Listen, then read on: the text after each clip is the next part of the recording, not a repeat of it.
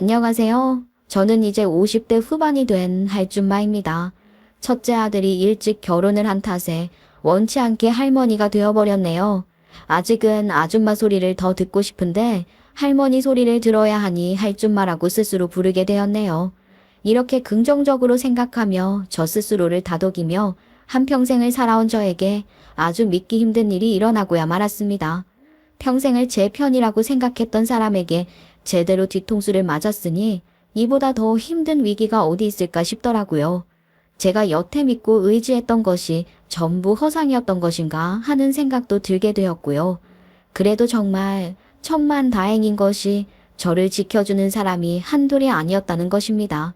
제가 좌절만 하지 않고 버티고 이겨내어 복수까지 제대로 할 수 있었으니 이보다 더 좋은 끝이 어디 있겠나 싶더라고요. 무슨 일이 저에게 일어나게 된 것인지 궁금하시죠? 지금부터 이야기를 시작해 보도록 하겠습니다. 저는 나이 30에 결혼을 하게 되었습니다. 남편과는 지인의 소개로 알게 되어 자연스럽게 만남을 이어가다 결혼까지 하게 되었네요. 처음부터 운명이라는 생각은 크게 들지 않았어요. 다들 아시잖아요. 세상에 운명 같은 만남이라는 게 얼마나 있겠습니까? 남편이랑은 같이 있으면 편안하고 또 생각보다 취미나 사상 같은 것이 잘 맞았어요. 여러분들도 공감하실 텐데 같이 부대끼며 살다 보면 성향이라는 게 참 중요하잖아요. 예를 들면 집안이 어질러져 있으면 바로 치워야 한다던가 또 정치적인 성격이라던가 앞으로 어떻게 돈을 벌어서 어떻게 살아야겠다는 계획이라던가 하는 부분이요. 참 사소한 부분이지만 그런 게 맞지 않으면 첫 단추를 잘 못 끼운 것처럼 삐걱거리게 되지 않겠어요? 하지만 남편이랑은 그런 부분이 참으로 잘 맞았어요. 가진 현실에 비관하거나 걱정하기보다는 지금 가진 것에 최선을 다하면서 살면 좋겠다 하는 마음을 가지고 있었죠. 물론 이것도 어느 정도 안정적인 생활이 유지가 되니 그렇게 생각하고 느끼는 걸 수도 있겠지만요. 그리고 저는 결혼이라는 것에 환상이 별로 없었습니다. 서로 잘 맞춰서 살고 아름답게 인생을 마무리하는 것보다는 편안하게 마무리를 하고 싶다는 마음이 더 강했거든요. 그래서 남편이랑 같이 평생을 사는 것이 꽤 괜찮은 선택이라 느껴졌습니다. 우리 남편은 사업을 하는 사람이었습니다. 처음에 지인의 소개로 만났을 때도 사업을 막 시작했던 열정적인 사람으로 보여 호감이 조금 생겼었던 것이거든요. 저는 자기 일에 불평불만을 가지는 사람보다는 어떻게든 위기를 극복해 보려고 노력하는 사람을 더 선호했어요. 이건 저뿐만 아니라 다른 사람들도 그렇겠지만요. 결혼을 하겠다고 마음을 먹은 것도 이 사람 성격이라면 사업을 하면서 절대로 믿지는 짓은 하지 않겠다 싶은 생각이 들어서 그랬던 것이었어요. 결혼을 하겠다고 했을 때 저희 부모님께서는 조금의 반대를 하셨습니다. 사업을 하는 남자는 너무 위험하다는 생각을 가지고 있으셨던 것 같아요. 사업이라는 게 어떻게 늘 잘 풀릴 수만 있겠어요? 언젠가는 하락세가 따라오기 마련이고 또 너무 승승장구를 하다 보면 사람이 기고만장해져서 가정을 제대로 돌보지 않을 수도 있다는 염려 때문에 반대를 하신 것 같았어요. 하지만 저는 이 사람이 얼마나 계획적으로 본인의 인생을 설계하고 있는지 10분 이해하고 있었기 때문에 부모님께서 염려하시는 부분을 어떻게든 안심시켜드리고 결혼을 하고 싶었죠. 남편 또한 저희 부모님을 찾아뵙고 나서 상당한 믿음을 주었어요. 사업이라는 게 당연히 실패의 위험을 끌어안고 시작하는 거지만 본인이 실패를 한다고 해서 좌절을 할 생각은 전혀 없다면서 말이죠. 막노동이라도 해서 가족들 먹여 살리는 일은 책임지겠다고 하는데 저희 부모님께서도 그런 근성을 높게 봐주셔서 결국에는 결혼에 골인할 수 있게 되었습니다. 그렇게 결혼을 하자마자 첫째 아들을 임신하게 되었고 육아에 적응을 하기도 전에 연년생으로 둘째 아들까지 낳게 되었습니다. 아이들을 키우는 동안 힘듦이 없었던 것은 아니었지만 늘 감사한 마음을 가지고 살았습니다. 남편의 사업은 참으로 잘 풀렸고 아이들이 하고 싶어 하는 것에 지원을 팍팍 해줄 수 있었죠. 친정시댁 따지지 않고 동일하게 용돈을 드리면서 떵떵거리면서 그렇게 살아왔습니다. 친정부모님께서는 남편이 주는 용돈을 모으고 있다고 하시면서 투자를 해서 돈을 불려주시겠다고 저에게 약속을 해주셨어요. 아니, 엄마랑 아빠랑 쓰라고 준 돈인데 그걸 투자해서 불려주시겠다고요? 그러지 마시고 두 분이 생활하시는데 보태 쓰시는 게 좋을 것 같은데 그러라고 드리는 돈이잖아요. 얘는 우리 뭐 연금도 나오고 네 아버지가 젊었을 때 악착같이 노후자금 모아놔서 괜찮다. 그리고 이번에 우리 동네에 그 재개발된다는 소문이 거하게 돌고 있어. 이 집 재개발 지역에 포함되면 아파트 분양권도 2개나 받을 수 있다고 하더라. 그거면 뭐 충분하지 않겠니? 정말요? 이 구역이 재개발이 된다는 소문이 돈다고요? 우와, 그러면 땅값이 엄청나게 오르겠네요.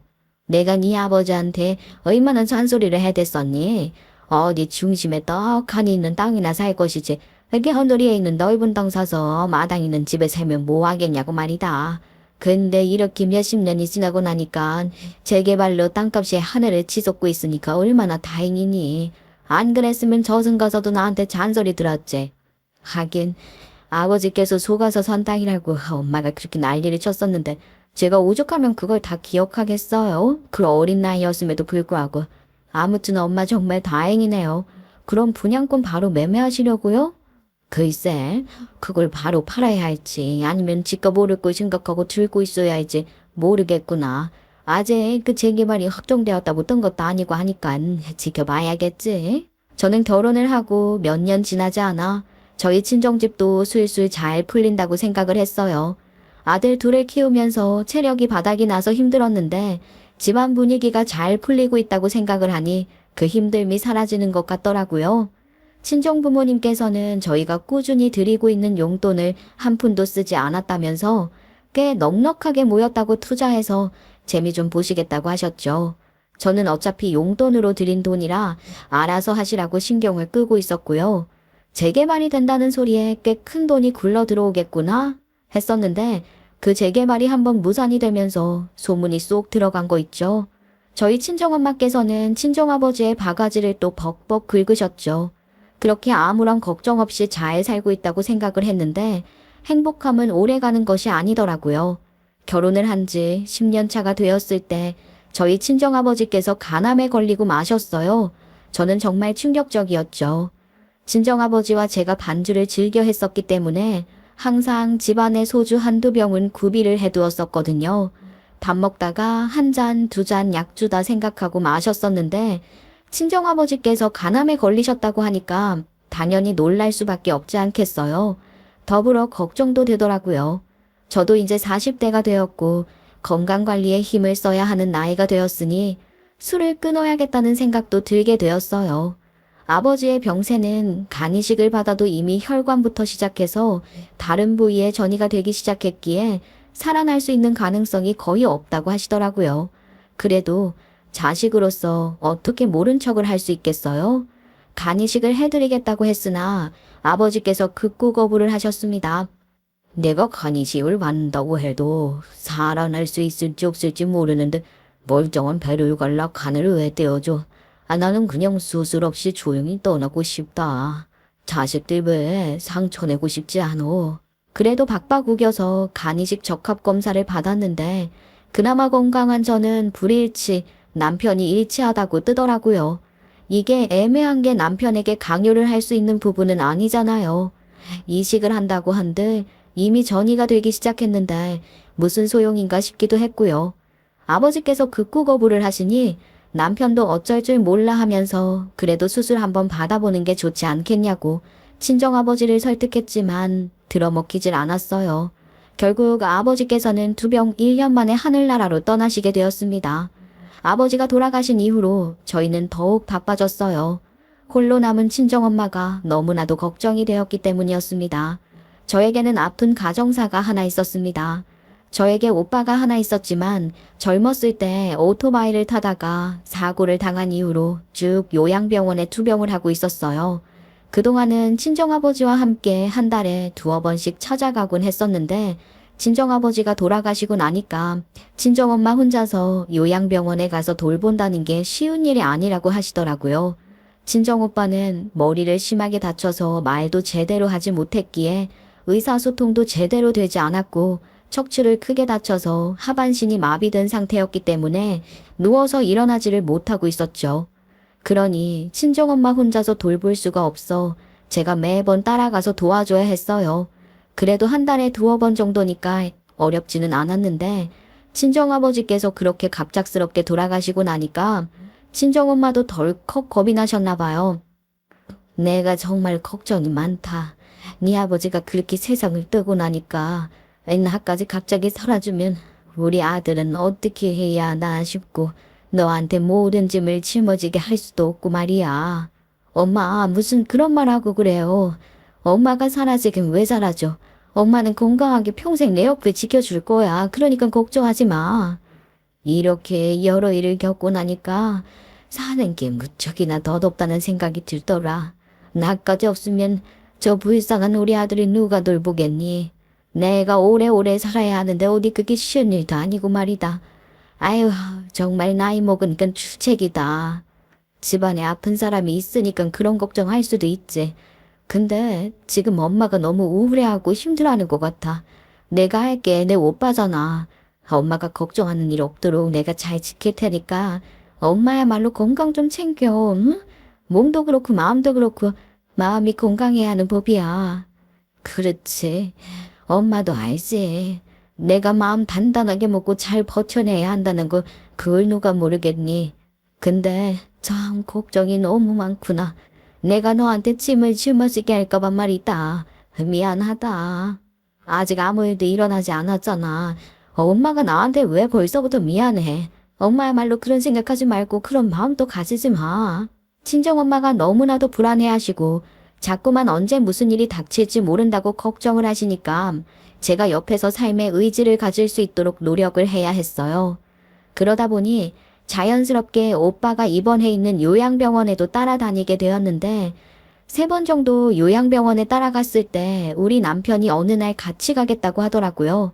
무슨 바람이 불어서 한 번을 같이 안 가주던 남편 놈이 따라가는 건가 했는데 가서 우리 아빠 몫을 대신 해내는 게 아니겠어요?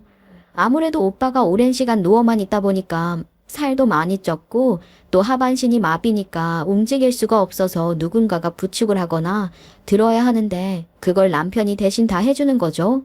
이래서 남자 요양사라든지 남자 보호자가 필요하다고 하는 건가 싶었어요. 왜 장모님 이 힘든 일을 혼자 하시려고 했어요? 앞으로는 형님비로 요양병원 오실 때마다 저한테 꼭 말해주세요.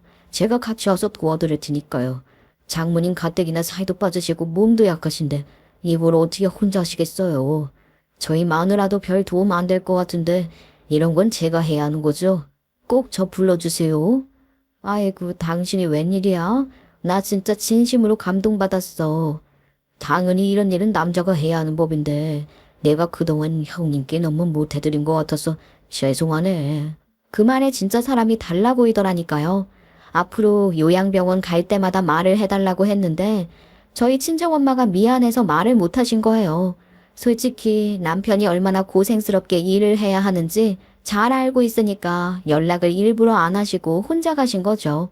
그걸 알게 된 남편이 노발대발하면서 괜히 오바스럽게 친정엄마한테 화를 내더라고요. 아니 장모님 제가 도와드린다니까요. 그러다가 장모님까지 어디 삐끗하시면 진짜 큰일 나요. 아이고 도대체 왜 고집을 부리시는 거예요. 저요 건강한 대한민국 남자거든요. 장모님보다 힘도 좋고요. 장모님한테는 어려운 일일지 몰라도 저한테는 하나도 안 어려운 일입니다. 우리 친정엄마 걱정해서 잔소리하고 또 우리 친정아버지 돌아가신 뒤로 적적하시진 않냐면서 전화도 자주 하고 그러는데 사랑에 빠져 있을 때도 못 느꼈었던 건데 제가 진짜 진국인 남자를 만났구나 싶은 생각이 들더라니까요. 남편이랑 강산이 바뀔 만큼 오래 살았지만 그동안 그냥 평범하고 무던한 사람인 줄 알았더니 이렇게 진국인 모습을 보게 될 줄이야 상상도 못했었죠. 처음 만난 그때처럼 다시 사랑에 빠진 듯한 느낌이 들었다니까요. 사실 남편에게 이런 감정을 오랜 시간이 흐른 뒤 다시 느낀다는 건 거의 불가능한 일이잖아요. 저에게 그 불가능한 일이 일어나게 된 거죠. 그 뒤로 몇 년을 우리 오빠 간병하는데 따라다니다가 우리 오빠도 결국에는 합병증이 생기고 그래서 세상을 떠나게 되었습니다. 우리 친정엄마 정말 너무 슬퍼하셨어요. 저는 사실 그렇게 크게 충격적이진 않았거든요. 아버지가 간암이라고 했을 때보다 덜 충격적이었어요. 왜냐면 오빠는 이미 큰 사고를 당한 뒤로 수술만 몇 번을 했고 의식도 온전치 않은 사람이었으니 언제 가도 이상할 게 없었거든요. 그래서 장례식장에서도 그냥 별 감흥 자체가 없었달까요? 근데 우리 남편이 우리 친정엄마 붙잡고 엄청 우는 거예요. 형님 하면서 말이에요. 거의 3년 가까이 간병을 같이 다녀서 정이라도 붙은 건가 싶었지요.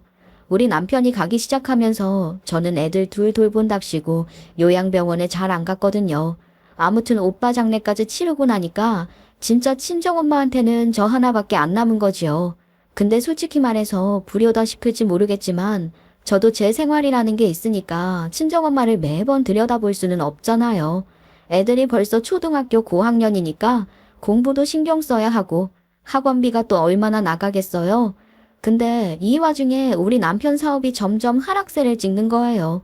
어떻게든 버티면서 살아왔는데 애들이 대학생이 될 쯤부터는 답이 없었어요. 남편은 매일같이 이리 치이고 저리 치이고 자금난에 시달리게 되었고 저는 그런 남편이 너무나도 불쌍했습니다. 제가 표정에서 다 드러나는 건지 아니면 저를 낳고 키운 친정엄마가 제 표정만 봐도 제 상황을 잘 아는 건지는 모르겠지만 친정엄마가 저한테 무슨 고민이 있냐고 물어보시더라고요. 그래서 솔직하게 말을 했죠. 요즘 이 사업이 잘 안 돼서 힘들어요.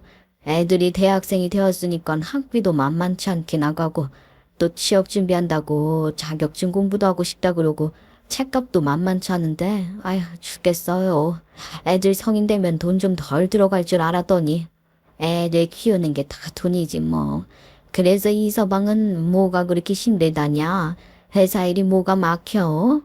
요즘 경제 상황이 별로지 않겠어요.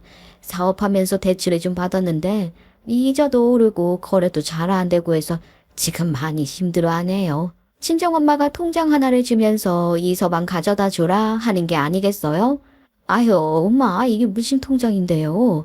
이 돈을 덜고 우리한테 줘도 괜찮은 거예요? 별거 아니다. 그동안 너네가 사업 잘 풀렸을 때 주었던 용돈으로 은행 직원한테 추천받아서 펀드를 하나 들었었는데 그게 꽤 올랐지 뭐냐. 이럴 때 쓰라고 들어두라 했나 보다. 일단은 급한 불은 좀 끄는 게 좋지 않겠어. 엄청나게 큰 돈은 아니었지만 그래도 너무 감사할 정도로 넉넉하게는 들어있더라고요. 친정엄마께 정말 감사하다고 말씀을 드리고 염치 없게 그 통장을 받아서 남편에게 통장 주었죠. 이건 무슨 통장이요? 아니 무슨 돈이 이렇게 들어있어?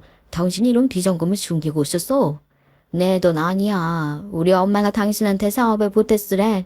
그동안 우리가 드렸던 용돈 한 푼 두 푼 모아서 펀드 하나 드셨었대. 이럴 때 쓰라고 들어둔 거라고. 그러더니만 남편이 바로 우리 친정엄마한테 전화 걸어서는 장모님, 제가 정말 평생 효도하겠습니다. 잘 하겠습니다. 하면서 너무 좋아하는 거예요. 단돈 한 푼이 급할 때라서 남편도 그 돈이 정말 소중하고 귀했겠죠. 그렇게 남편 사업에 막혀있던 숨구멍 하나 뚫었는데 그 뒤로도 사업의 상태는 엄청나게 좋아지진 않았어요. 그냥 어떻게든 꾸역꾸역 버티면서 그렇게 살았습니다. 그런데 정말 죽으라는 법은 없는 건가 보더라고요. 아들 녀석들이 군대도 다녀오고 대학도 졸업하고 취직을 준비할 때쯤 우리 친정집이 드디어 막혀있던 재개발 이야기가 다시 돌기 시작했고 이번에는 정말 빠르게 승인이 난 거예요. 우리 친정엄마가 마당 딸린 주택에 살고 있었는데 평수가 꽤 넓었어서 분양권도 2개나 받게 된 거지요. 재개발이 빠르게 추진이 되고 친정엄마는 집을 구해야 했어요. 재개발이 승인되었으니까 이사를 나가야 하니까 말이에요. 근데 우리 남편이 그러는 거예요. 장모님 혼자 살면 척척하실 텐데 우리가 모시고 살까? 장모님 혼자 집을 구해서 나가는 것도 마음이 불편하고 말이야. 아 정말? 여보 그래도 괜찮겠어? 아이 그렇게 생각해주면 나야 너무 고맙지. 나도 엄마가 혼자 사는 게 계속 마음에 걸렸는데 말이야. 당연하지. 내가 당신보다 장모님이랑 더 친할지도 모르는데. 아이 그리고 이 아파트도 따지고 보면 장모님 집이잖아. 우리가 당연히 모시고 살아야지. 자식이라고는 당신 하나뿐인데. 지금 저희 부부가 살고 있는 아파트가 사실은 우리 아버지께서 예전에 매매를 해두셨던 집이었거든요. 우리 오빠가 어쨌든 큰 사고를 겪고도 목숨은 건져서 살았잖아요. 그래서 오빠가 분명 다시 일어설 수 있을 거라고, 언젠가는 회복해서 멀쩡하게 결혼도 하고 자식도 낳고 그럴 수 있을 거라면서 그날을 기다리며 매매해 두신 집이었는데, 오빠가 결국 회복하지 못해서 제가 결혼할 때 들어가 살라고 주신 집이었거든요. 아버지 명의의 집이었는데 돌아가시면서 엄마 명의로 넘어가게 된 거였고요. 남편이 그걸 아니까 저한테 그러는 거예요. 어차피 이 집 장모님 집이고 장모님 덕분에 우리가 집 걱정 없이 살고 있는 건데 당연히 모시고 살아야지 하고 말이죠. 근데 이 소식을 들은 우리 시댁은 좀 불평불만을 내비치시더라고요. 아니 우리 아들한테서 간이식사 해달라고 바라지 않았었냐? 게다가 네 친정오빠 평수발도 우리 아들이 다 들었는데 이제 니네 엄마까지 모시고 산다고? 아이고야 우리 아들 힘들겠다 힘들겠어. 내가 이런 꼴 보려고 우리 아들 결혼시킨 게 아닌데 어이구 집 가진 게 유세라고. 우리 아들이 이제는 안사돈까지 모시고 살아야 해. 아이 어머님 저희 친정엄마 아직 정정하세요. 모시고 사는 게 아니라 저희가 도움을 받을 수도 있는 거고요. 어머님께서 그렇게 부정적으로 바라보지 않으셨으면 좋겠어요. 도움을 받을 일이 뭐가 있어. 나중에 내가 늙어서 지치면 나도 모시고 살 거냐? 니나 어머니가 모시고 살겠다고 하는 거 아니야. 솔직히 제가 무슨 할 말이 있겠어요. 틀린 말은 아니긴 했어요. 물론 제가 시켰다기보다는 남편이 나서서 한 거긴 하지만 그래도 시댁 입장에서는 보기 싫을 수도 있잖아요. 제가 아무 소리도 못하고 시모가 트집을 잡는 대로 그냥 가만히 있었더니만 보다 못한 우리 남편이 나서더라고요. 엄마, 우리가 초과해서 받은 걸 생각하면 그것도 모자라지. 내가 뭐 간이식을 해드린 것도 아니었고 형님 병수발은 내가 좋아서 한 거야. 장모님도 지금 사는 집 장모님 집이니까 내가 같이 살자고 한 거고. 아이 그런데 왜 이찬원한테 그래요. 엄마가 이렇게 나오면 마이너스 되는 건 나라고요. 뭐야? 아유, 너 지금 마누라 편 들고 있는 거야? 어이구, 내 속이야. 아들 녀석 쎄 빠지게 키워놨더니 처가밖에 모르네. 처가밖에 몰라. 우리 본가가 대구에 있으니까 어쩔 수 없잖아. 아이, 거리도 있고 장모님 댁이 훨씬 가까우니까 자주 도움받는 것도 사실이고. 애들 키울 때 어땠어? 아이, 장모님의 허구한 날 와서 도와주시고 밥도 청소도 다 해주시고 그랬는데 엄마가 무린 대로 거두는 거지? 뭐야, 넌 그게 애미한테 할 소리냐? 애미가 뭐 집안일 안 도와줬으니까 안 보고 살아도 된다 이거야. 아이 그런 뜻이 아니잖아요. 이 사람한테 너무 뭐라고 하지 말라고요. 애초에 모시고 살겠다고 한 것도 나고 내가 좋아서 하겠다고 한 거니까요. 알겠죠? 그렇게 제 편을 들어주니까 너무 고마웠어요. 시댁이 대구에 있으니까 아무래도 거리가 멀어서 제가 자주 찾아뵙지도 못하고 그랬거든요. 남편까지 제 편을 들고 나서니까 시모입이 대빨 나와서는 우리 아들이랑 며느리랑 달라도 너무 다르다고 우리 아들만 손해보는 것 같다고 엄청 뭐라 하는 거예요. 물론 가만히 있으려고 했지만 솔직히 말하면 저도 아예 할 말이 없는 건 아니거든요. 저도 하나하나 시댁이랑 친정 비교하면 할 말 많아요. 우리 결혼할 때 시댁에서 해준 게 하나도 없었거든요. 물론 형편이 안 되면 어쩔 수 없는 거라고 하긴 하지만 저한테 자꾸 시댁 친정 비교를 해대니까 저도 치사하게 비교를 하게 되는 거죠. 그 흔한 금가락지 하나를 돈 없다고 안 해줬으면서 왜 이렇게 저한테 바라는 게 많은지 모르겠다니까요. 거기다가 남편이 사업을 시작할 때도 시댁에서 보태준 거 없었어요. 왜 양계 용돈 똑같이 드렸는 줄 아세요? 시댁에만 드리기 민망하다고 우리 집까지 챙긴 게 된 것이었어요. 근데 우리 집은 결국 그 돈 모아서 다시 돌려줬잖아요. 그러니 저도 시댁에서 저렇게 말하면 할 말이 없는 건 아니었지요. 그래서 시모한테 말을 했어요. 예, 아무튼 너는 아주 폭 빠진 줄 알아라.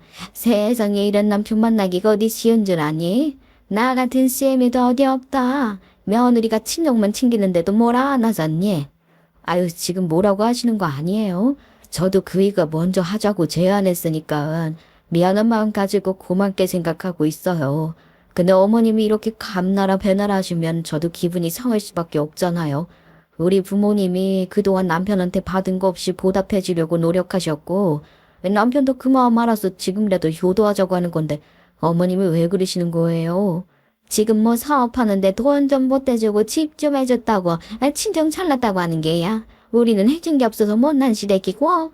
네, 어머님이 생각하시는 대로 저도 생각하려고요. 맞아요. 그렇게 확 질러버리니까 시모도 더 이상 말을 못하더라고요. 아무튼 저는 합가를 하고 친정엄마와 같이 살면서 매우 만족스럽다고 생각했어요. 자식들 다 키워서 회사 다니지. 친정엄마랑 같이 살면서 불편할 거 하나 없지. 얼마나 좋겠어요. 거기다가 남편이 퇴근하고 돌아와서는 자꾸 우리 엄마랑 둘이 이야기를 나누고 싶어 하니까 신기한 마음까지 들었어요. 처음에는 같이 사니까 더 많이 대화를 나누고 맞춰가려는구나 싶어서 보기 좋게만 느껴졌죠. 근데 말이에요. 시간이 지나면 지날수록 우리 친정엄마가 조금 불편해 보이는 게 아니겠어요? 무슨 이야기를 나누는지 저는 전혀 몰랐으니까 남편 없을 때 한번 물어봐야겠다 싶었죠. 엄마, 애들 아빠랑 무슨 이야기를 그렇게 해? 나만 쏙 빼놓고 말이야. 나 궁금해서 꼭 한번 물어보고 싶었거든. 아유, 그게 말이다. 예, 이 서방이 왜 이렇게 내 재산에 관심이 많은지 모르겠다. 내가 웬만해서는 그냥 어물쩍 넘어가려고 하는데 제 꽃이 깨물으니까 이제는 좀 불편해서 말이야. 이 서방이 엄마 재산에 관심이 많다니? 그게 무슨 소리야? 내가 처음에는 좀 오바를 하는 건가 했는데 그게 영 아닌 것 같아서 말이야. 아파트 그 재개발 들어간 이후에 거기 땅값이 치솟았다. 두 채 받는다고 안 했냐? 그것만 팔아도 수십억이 나올 거다. 자기는 얼마 떼어줄 거냐 그러는 게 아니겠어? 나한테 대놓고 그렇게 물어보길래 내가 놀라서 아니 자네를 왜 떼주나 했더니 장모님 그럼 저는 한 번도 안 드시려고 했어요. 저 서운해요. 제가 얼마나 잘했는데 이러는 거 있지. 아니 애들 아빠가 그랬다고요. 엄마 재산을 뚝 떼어달라고 서운하다고? 어머 이 사람 좀 봐. 이 사람 갑자기 왜 그러는 거야. 그래서 내가 그랬지. 아니 자네 몫을 떼어주고 할 게 뭐가 있나. 재산이라는 건 다 자식들에게 상속이 되는 법인데 부부 재산이 공동 재산이고 그런 거지라고. 내가 나중에 그 아파트 팔게 되면 어련히 알아서 줄까 했더니 아유 이사방이 글쎄 장모님이 나중에 딸만 챙기면 저는 지붕 쳐다보는 게 되는 거잖아요. 저한테도 약속해 주셔야죠. 그러는 게 아니겠어. 너희 혹시 돈 문제로 요즘도 힘드니? 요즘도 이서방 사업이 잘 안 풀리는 거야? 아 그런 거 아닌데 요즘은 그럭저럭 괜찮다고 들었는데 아니 이 사람이 나한테 뭐 숨기는 게 있나? 남편 사업이야. 그동안 또 위기가 여러 번 있었지만 요즘은 그럭저럭 굴러가는 것 같았단 말이에요. 이 인간이 워낙 사업 자금 필요할 때 아니면 사업에 대해 말을 안 하는 사람이라서 한동안 아무 소리 없길래 잘 굴러가나 보다 하고 말았거든요. 근데 저렇게 우리 친정엄마한테 돈 타령했다는 이야기를 들으니까 뭐지 싶더라고요. 그렇게 친정엄마와 같이 산 지 2년이라는 시간이 지났는데 아니 이게 무슨 일인가 싶은 일이 생기고야 말았어요. 우리 친정엄마가 갑자기 쓰러지신 거예요. 하필이면 외출을 하셨다가 집으로 돌아오는 길에 길바닥에서 쓰러지셨는데 지나가는 행인이 보고 신고를 했으나 골든타임을 놓치게 되면서 친정엄마가 의식을 완전히 잃어버린 겁니다. 저는 연락을 받고 놀라서 병원으로 달려갔는데 의사가 오늘이 고비일 거라고 하더라고요. 갑자기 이게 무슨 일인가 싶은 거예요. 건강하던 우리 친정엄마가 그럴 리가 없다고 부정을 했는데 침상에 누워서 눈을 곤히 감고 있는데 우리 친정엄마의 얼굴인 거죠. 저는 정말 어찌 해야 할지를 모르겠더라고요. 그냥 그 옆에서 내내 엄마를 부르며 울었어요. 결국 친정엄마는 정말 그 고비를 넘기지 못하셨습니다. 뇌혈관이 막히면서 출혈을 일으킨 건데 의식을 되찾았어도 평생 후유증이 남았을 거라고 하더라고요. 저는 그렇게 장례를 준비해야만 했습니다. 장례식이 끝난 다음에도 같이 살았던 친정엄마의 빈자리가 느껴져서 너무너무 힘들었어요. 제가 한 일주일 정도를 정신도 못 차리고 살고 있으니 남편이 저에게 다가와 등을 토닥여 주더라고요. 저는 그 손길이 참 위로가 된다고 생각을 했는데 이어지는 말은 위로와는 거리가 조금 멀었어요. 언제까지 이렇게 힘없이 슬퍼만 할 수는 없지 않겠소. 장모님께서도 당신이 이러고 있는 거 알면 하늘에서 많이 속상해 하실 거야. 당신이 부지런하게 움직이면서 힘을 내야 나머지 가족들도 당신을 더욱더 위로할 수 있는 법이잖아. 저희 여보, 근데 이제 장모님도 돌아가셨으니까 장모님 아파트는 어떻게 되는 거지? 힘내고 싶은데 힘이 잘 안 나네. 근데 갑자기 아파트 이야기는 왜 꺼내? 내가 지금 그거 신경 쓸 겨를이 없어서 아파트 이야기 할 시기도 아닌 것 같고. 여보, 아파트가 제일 중요한 건데 왜 신경 쓸 겨를이 없어? 변호사라도 만나봐야 하는 거 아니야. 재산 문제는 빠르게 처리하는 게 좋잖아. 아직 우리 엄마 돌아가신 지 일주일밖에 안 지났어. 그리고 당신이 왜 그걸 신경을 써? 그냥 냅두면 알아서 나한테 오겠지? 내가 유일한 상속자인데 어디선가 세금 내라고 연락 오지 않겠어? 나 지금 우리 엄마 그리워하기도 바쁜데 아파트니 재산이니 신경 쓰고 싶지 않다고. 그렇게 시간 버리다가는 세금만 내야 한다니까. 세금을 좀 줄여야 할 거 아니야. 내 몫은 얼마나 되는지 계산도 해봐야 하고. 잠깐만. 여기서 당신 목 이야기가 왜 나와? 당신이 가지고 갈 몫이 어디 있다고? 여보, 그거 무슨 말을 그렇게 서운하게 하고 그래? 내가 당신네 집안에 얼마나 잘했는데. 장모님이 남겨주신 재산의 반은 아니더라도 아파트 한 채는 나한테 와야 하는 거 아니야? 엄마가 당신한테 유언을 남긴 것도 아니고 갑자기 내 출혈로 이렇게 된 거니까 당연히 자식이 나한테 다 오게 되겠지. 당신 몫이 어디 있다고 아파트 한 채를 달래. 여보, 설마 그 재산들을 당신이 전부 꿀꺽하려고? 아니, 나한테 좀 나눠줄 수도 있지. 꿀꺽이라니, 그게 당연한 거 아니야. 당신이 왜 우리 엄마 재산에 욕심을 내는지 도통 이해를 할 수가 없네. 당신이야말로 지금 선을 넘는 거야. 부부 사이에 선이 어딨어. 욕심내는 게 아니라 나도 요즘 사업하는 거 정리할까 생각하고 있어서 그래. 나한테도 내 명의로 된 아파트 한 채 있으면 노든든하고 좋으니까 그런 거지. 당신이야말로 너무 선 긋는 거 아니야? 이렇게 나오니까 나 서운하려고 그래. 솔직히 말해서 내가 가진다고 해서 우리 노후가 달라지는 것도 아닌데 굳이 명의에 욕심내는 이유를 모르겠어서 하는 말이야. 몰라. 나 머리 아파. 아직 슬픔이 가시기도 전에 이런 걸로 왜 대화를 나눠야 하는지도 난 모르겠어. 더 이상 이런 이야기 하고 싶지 않아. 장모님이 나랑 얼마나 많은 대화를 했는데 장모님이 나한테 한 푼도 안 남기셨을 리가 없어. 유언장 같은 거 남겨놓으셨을지도 몰라. 내가 한번 찾아볼게. 유언장은 무슨 유언장이야. 그런 게 있었으면 당연히 내가 알았겠지. 당신 정말 이상하다. 여보야말로 내가 장모님이랑 얼마나 많은 이야기를 나는지 하나하나 모르니까 하는 소리야. 유언장 있을 거라니까. 내가 찾아봐야겠어. 찝찝하니까. 이게 무슨 개뼈다귀 같은 이야기인가 싶더라고요. 재산에 욕심을 내야 할 이유라도 있나 싶고 괜히 제가 더 찝찝했어요. 아무튼 유언장은 딱히 친정엄마가 이야기를 한 적도 없었으니 상속은 당연히 제가 받게 되겠거니 하고 생각을 했습니다. 문제가 없다면 그게 당연하고 자연스러운 것이니까요. 하지만 저도 이런 일이 처음이다 보니까 상속 부분을 어떻게 해결해야 할지 모르겠어서 동네의 변호사 사무실 찾아가서 상담을 받으니 제가 물려받게 될 거라고 법적 처리해주겠다고 하더라고요. 이런 일에 변호사까지 써야 하나 싶었지만 남편이 저렇게 이야기를 하니까 괜히 찝찝해서 수임료 내고 대리인으로 지정하겠다고 했지요. 그리고 그날 밤 집에 와서 남편에게 말을 했어요. 변호사 사무실 찾아가니까 유언장 같은 게 따로 있는 것도 아니고 해서 내가 상속받게 될 거라고 하대. 대리인 지정해서 상속재산 처리하려고. 그래? 그럼 뭐들 썼지? 근데 분명 장모님이 유언장 같은 건 미리 써두신다고 했었는데 당신 정말 어디서 유언장 본 적 없어?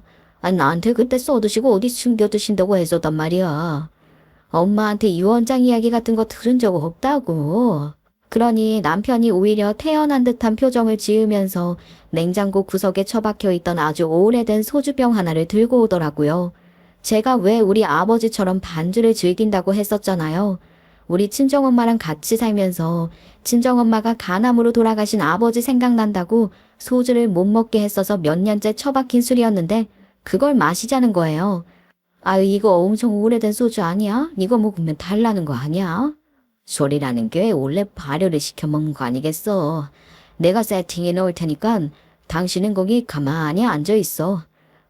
어찌됐든 누구한테 가게 된다 하더라도 우리 재산이 늘어나는 거니까 좋은 거지. 축하주라도 드리자. 장모님 돌아가신 위로주도 할 겸. 세팅을 하겠다고 하더니만 마른 오징어 안주까지 꺼내서 잔에 소주까지 따라 놓았더라고요. 제가 또 술을 미리 따라 놓는 걸 좋아하지 않는데 그걸 아는 남편이 이렇게 해놓으니까 좀 짜증나긴 했어요. 그래도 신경 써서 일부러 안주까지 준비해줬으니까 마시긴 해야겠다 싶었죠. 아 여보, 근데 서로 따라줘야지 왜 먼저 따라놨어? 위로주에 축하주라고 하더니 서로 따라줘야 하는 거 아니야? 그냥 뭐 칭어한가. 그냥 너가 따라놨던 맛있게 의미 있게 먹으면 되는 거지. 남편이 누나를 굴리면서 이야기를 하는데 순간 쎄하더라고요. 보통 미리 따라 놓지 않으니까요. 아무튼 남편한테 오징어 찍어 먹게 마요네즈 좀 꺼내줘라 부탁을 하고 그 사이에 잔을 바꿔치기 했습니다.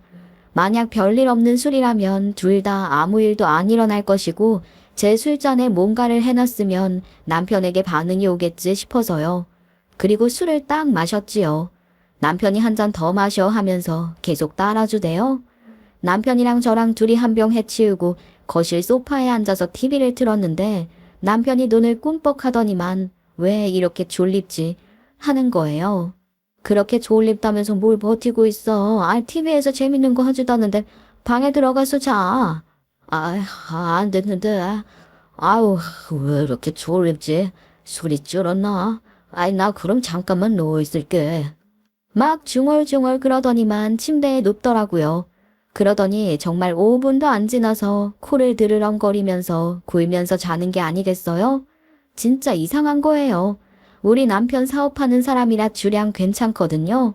반병에 무너지는 사람이 절대 아니다 이 말인 거죠. 한번 이상하다 싶으니까 잠이 안 오더라고요. 원래 잡생각이 많아지면 잠들기가 쉽지 않잖아요. 그렇게 밤 12시까지 TV를 보고 있었는데 남편 휴대폰에 진동이 울리더라고요. 이 시간에 연락 올 곳이 없는데 뭔가 싶어서 쓱 보니까 시어머니가 메시지를 보낸 게 아니겠어요? 근데 이게 화면에 미리 보기로 뜨잖아요. 시어머니가 문 좀 열어라. 나 도착했다. 이렇게 메시지를 보낸 거예요. 이게 무슨 소리인가 싶어서 그 야밤에 제가 문에 달린 구멍 있잖아요. 밖에 볼 수 있는 렌즈요. 우리 집이 옛날 아파트라서 그런 게 있었거든요. 그 구멍으로 쓱 봤죠. 진짜 제가 너무 놀라서 소리 지를 뻔했다니까요. 뒤로 홀라당 넘어가는 줄 알았어요. 대구에 있어야 할 시모가 서 있는 게 아니겠어요?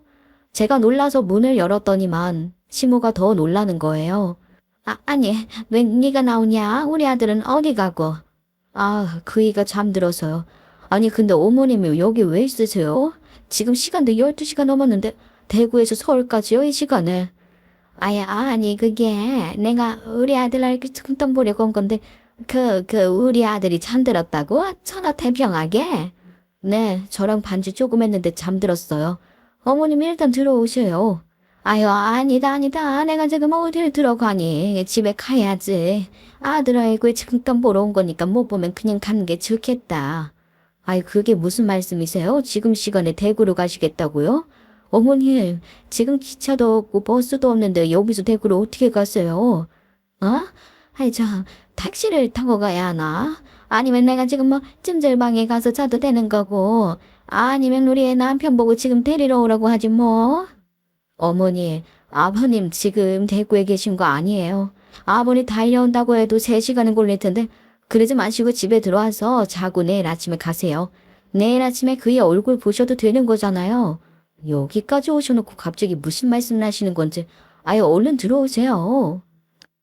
시모가 제가 나올 줄은 꿈에 몰랐는지 정말 어쩔 줄 몰라 하더라고요. 근데 손에 웬 편지 봉투 같은 거 그 하나를 들고 있는 게 아니겠어요? 어머님, 이건 뭐예요? 그이 주려고 가지고 오신 거예요? 아무것도 아니다. 신경 쓰지 마라, 내 것이야. 손에 들고 있던 편지 봉투를 황급히 숨기려고 하는 거예요. 누가 봐도 이상하잖아요. 일단 밤이 너무 늦었으니까 들어오시라고 하고는 우리 친정엄마가 쓰던 방에서 주무시라고 했습니다. 그리고 밤새 내내 이게 무슨 일일까 싶어서 잠이 오지 않았어요. 밤을 꼴딱 새우고 아침 대바람부터 집에 간다는 시모를 붙잡았습니다. 아무리 생각해도 이상해서요. 그 시간에 우리 집에 와서 초인종도 안 누르고 남편한테 메시지만 덜렁 보낸 것도 그렇고 술이 센 저 인간이 꼼짝도 못하고 자는 것도 이상하니까 제가 그 진실을 파헤쳐야겠다 싶었죠. 어머님, 아무리 생각해도 그 시간에 갑자기 오셔서 그냥 가겠다고 하신 게 이상해서요. 어제 들고 오신 그 편지 봉투 그이 주려고 가지고 오신 거죠? 저 주세요. 그걸 왜 내가 너한테 주냐? 아이, 우리 아들 거다. 그이 주려고 가지고 오신 거면 저한테 주셔도 되는 거 아니에요? 자꾸 숨기시니까 더 수상하잖아요. 제가 가방이라도 찢어서 가져갈 속이 시원하시겠어요? 예, 너는 네 물건도 아닌 걸 왜 탐을 내고 그래? 우리 아들 거야. 냅둬라. 내 가방 찢지 말고. 머리 아파. 아우, 왜 이렇게 머리가 깨지고 것처럼 아프지? 지금 몇 시야? 아유, 얼마나 잠꼬야. 여보, 나 머리가 너무 아프니까 약 좀 줘봐. 도통이야. 어딨어? 시모는 편지 봉투 주고도 못 준다고 하지. 남편은 머리통을 부여잡고 너무 아프다고 약 좀 달라고 난리를 치는 거죠. 그러다 시모를 발견하고서는 둘이 어버버 하면서 서로 침묵을 지키더라고요. 제가 그 둘의 눈을 빠져라 보고 있으니까 남편이 뭘 그렇게 쳐다만 보고 있냐고 약 좀 갖다 달라고 소리를 팍 지르더라고요. 아주 그냥 사방팔방 정신없었죠. 제가 약통에서 두통약을 꺼내려고 하는데 기가 막힌 걸 보고야 말았습니다. 제가 가끔 잠 안 올 때 먹던 것이 있었는데 그게 딱 두 알이 비어서 없는 거 있죠. 그때서야 알겠더라고요. 제가 잠이 안 올 때 먹는 그것을 제 소주잔에 탄 겁니다. 제가 소주잔을 바꿔치기 했잖아요. 그러니까 남편이 그것을 먹고 잠든 것이었어요. 그러니까 시모가 찾아온 이유도 알겠더라고요. 제가 푹 잠들었을 테니까 뭔가 주려고 그 야밤에 찾아온 거지요. 초인종 벨을 누르면 제가 깰지도 모르니까 일부러 문자만 보낸 거예요. 남편이 안 자고 있을 거라 생각했을 테니까요. 하지만 제가 잔을 바꾸면서 완벽하게 틀어진 겁니다. 그래서 시모가 자꾸 집에 가겠다고 하면서 절 피하려 한 거고요. 머릿속에서 정리가 끝이 나자마자 시모와 남편에게 전부 다 말하라고 소리를 쳤죠. 어때? 내가 완벽하게 알아냈지? 그래서 니들이 숨기는 게 뭐야? 그 편지 봉투가 도대체 뭐길래 밤 12시에 대구에서 찾아오셨냐고요? 아니, 네가 무슨 명탐정 셜록 홈즈니 뭐니 그런 거야? 아, 그냥 찾아온 거야, 그냥. 내가 우리 아들 얼굴 보고 싶어서 말이다. 이 생사람을 잡고 있어.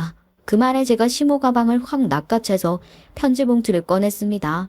시모랑 남편 둘 다 깜짝 놀라서는 저한테 무슨 짓이냐고 하는데 그 편지 봉투를 기어이 열어보고 말았죠. 둘 다 힘으로 빼앗으려고 하길래 딱 잘라 말했습니다.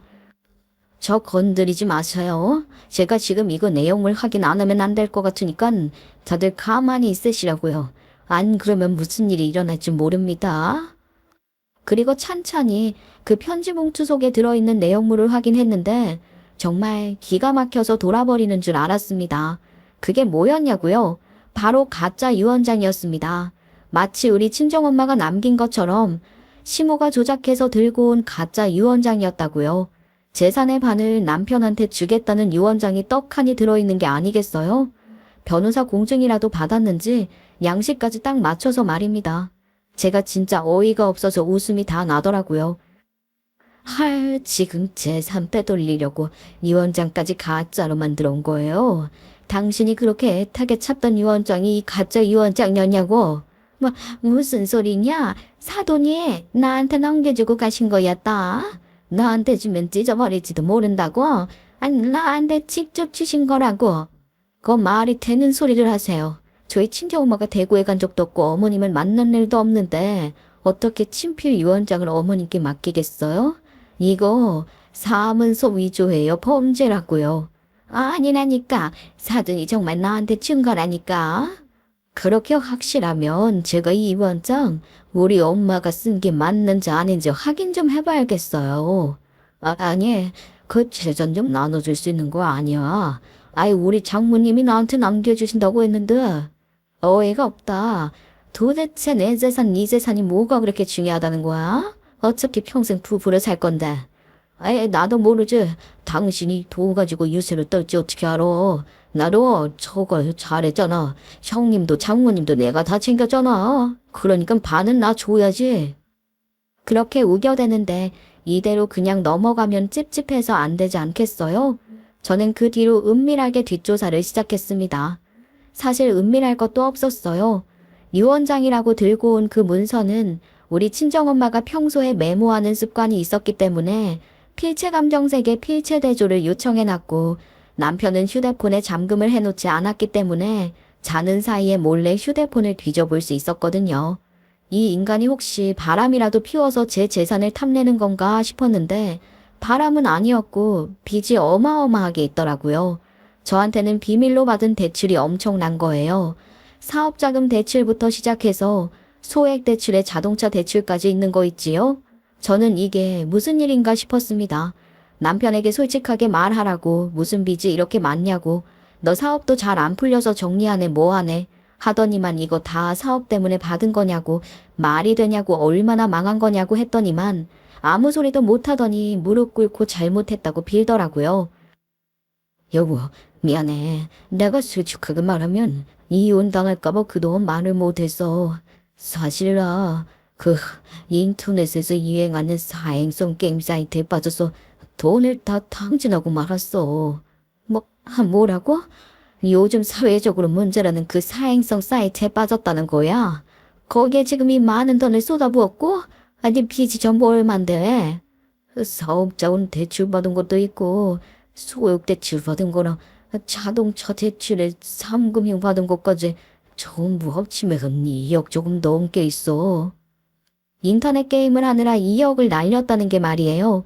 저는 사업이 잘 풀리던 안 풀리던 열심히 살고 있는 줄 알았던 남편이 이런 배신을 때릴 줄 정말 몰랐어요. 아이고, 머리가 다 어질어질하네. 2억이라는 돈을 고작 게임하는데 다 썼단 말이야. 장모님이 남긴 재산만 주면 그 빚 다 갚을 수 있어. 우리 그 빚 다 갚고 새 출발하자, 응? 그 빚 갚으라고 우리 엄마가 재산 남긴 거 아니잖아. 거기다가 유언장까지 조작해가면서 나 모르게 그걸 해결하려고 했던 게 미친 짓 아니냐고. 어머님까지 합세해서 말이야. 당신이랑은 더 이상 신뢰가 깨져서 못 살아. 이혼해. 이혼이라니 해. 아이, 어떻게 나한테 그런 말을 할 수가 있어. 여보 없이 내가 어떻게 살아. 나 없이가 아니라 내 재산 없이 못 사는 거겠지. 우리 엄마가 남긴 소중한 재산 그 빚 갚는데 못 써. 그러니까 이혼해. 그 이후 필체 대조 결과 일치하지 않는다고 나오더라고요. 그 유언장은 예상대로 시모가 조작한 거였어요. 최대한 우리 엄마랑 글씨체 비슷한 척하면서 말이죠. 필체는 사람마다 달라서 숨길 수 없는 거라고 하더라고요. 결국 모든 것이 들통나게 되었습니다. 저는 그냥 넘어갈 수 있는 문제가 아니라고 생각했어요. 심지어 인터넷 게임 중독은 치료를 받지 않는 이상 계속 하게 된다고 하더라고요. 여보, 살려줘. 제발, 나 당신 없으면 아무것도 못해. 나 새 사람 될게. 정말 새 사람이 되어서 여보한테 잘하고 살게. 새 사람 되고 싶으면 정신병원이라도 다니면서 게임 중독 치료해. 그게 먼저야. 아니, 나보고 정신병원에 가라고? 아니, 너 그 정도 수준은 아니야. 아니, 그 뭐가 아니야. 2억이라는 돈을 빚까지 내서 쏟아부었으면서 이게 중독이지 어떻게 중독이 아니냐고. 나도 이렇게 될 줄 몰랐어. 처음에는 돈이 따기 시작하니까 돈에 좀 더 투자하면 큰 돈을 벌어서 사업에 구멍난 걸 메꿀 수 있을 줄 알았어. 그게 말이 되니? 너 같은 인간이랑 더 이상 못 살아. 그러니까 이혼해. 치료받을게. 치료봐줄 테니까 제발 이혼만큼은 하지 말자. 여보, 제발. 솔직히 아주 조금 흔들리긴 했거든요. 근데 이놈이 치료받겠다고 한 지 30분도 지나지 않아서 조용하길래 뭘 하나 봤더니만 그 사행성 사이트에 빠져서 또 손가락을 놀리고 있더라고요. 이건 안 되겠다 싶어서 이혼하기로 마음 먹었죠. 이걸 어떻게 치료하겠어요? 사람 고쳐 쓰는 거 아니라는 말이 사실인가 봅니다.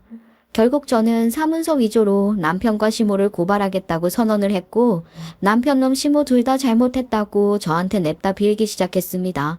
사실 이게 회사 돈 횡령하고 공문서 위조한 것도 아니고 하니까 처벌 수위가 높은 건 아니라고 하대요. 그래서 조건을 걸었지요. 조용히 합의 이혼하고 내 재산 포기하면 없던 일로 해줄게. 그러니까 얌전하게 도장 찍고 남남으로 갈라서자고. 아이, 이혼은 쓰고도 안 된다니까. 내가 당신 없이 어떻게 살아? 그래? 그럼 나 고소장 넣으러 간 김에 이혼 소송도 같이 진행해야겠다. 남편놈이 조용히 짱구를 굴리더니 위자료 조금만 챙겨주면 안 되냐고 하더라고요. 그렇게 협의 이혼했고 위자료는 당연히 안 줬습니다. 가정 파탄범이 누군데 누구한테 위자료를 달라고 그런다나요? 저는 우리 친정엄마 재산 고스란히 지켜낼 수 있었어요. 사실 집 말고 제 재산 없었는데 그 집도 엄마 명의였고 저에게 상속된 거라 재산 분할에 안 들어가더라고요. 재산이라고 해봐야 별거 없었기 때문에 남편을 집에서 쫓아내는 걸로 마무리했습니다. 어찌 보면 남편에게 모든 걸 뜯어올 수 없었기 때문에 사이다는 아니라고 생각할지도 모르겠지만 저는 제가 가져올 수 있는 것들은 다 지켜냈다고 생각합니다. 남편놈도 결국 저한테서 1원 한 푼 못 뜯어내고 빚만 수억을 들고 쫓겨나게 된 거니까요. 인터넷 게임 중독 위험하더라고요. 물론 일단 게임이 아니라 사행성이었지만 그렇게 이성을 잃고 큰 빚까지 지게 될 줄이야. 유언장까지 위조해서 제 재산을 탐하려 한 그 인간들 결국 벌 받은 거라 생각합니다. 남편 빚 톡촉에 시댁집까지 팔아넘겼다고 하더라고요. 저한테 슬그머니 도와달라고 시부모가 연락 왔었는데 차단했어요. 우리 자식들한테까지도 돈 좀 있냐고 했다던데 그 와중에 우리 첫째 아들이 혼전 임신 사고를 치는 바람에 부랴부랴 상견례하고 식장 잡고 하느라 정신없이 지냈습니다. 남편은 뻔뻔하게 혼주석에 앉겠다고 해서 아들놈이 크게 화를 내고 저도 꺼지라고 했다니까요. 그렇게 하루도 빠짐없이 사건이 일어나더니만 지금은 아주 조용합니다. 덕분에 손주 보는 재미로 살고 있어요. 우리 손주 무럭무럭 자라는 동안 지원을 아끼지 않고 해주려고 합니다. 할줌마가 되었으니 능력 발휘 한번 해줘야죠. 여러분, 꽃은 언젠가 피고 언젠가 지는 법이랍니다. 인생의 이혼이라는 일로 꽃이 진 줄 알았더니 손주가 태어나면서 다시 꽃이 피었네요. 아끼고 사랑하며 이 꽃을 잘 지켜내보렵니다. 제 이야기 끝까지 들어주셔서 감사합니다.